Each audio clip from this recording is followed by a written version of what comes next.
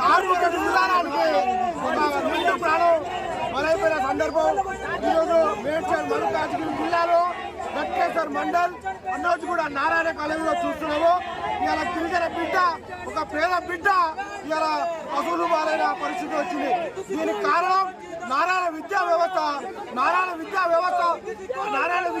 Corporate విద్యా వ్యవస్థ ఒక నిండు ప్రాణాన్ని బలిస్తున్న సందర్భాన్ని చూస్తున్నాం.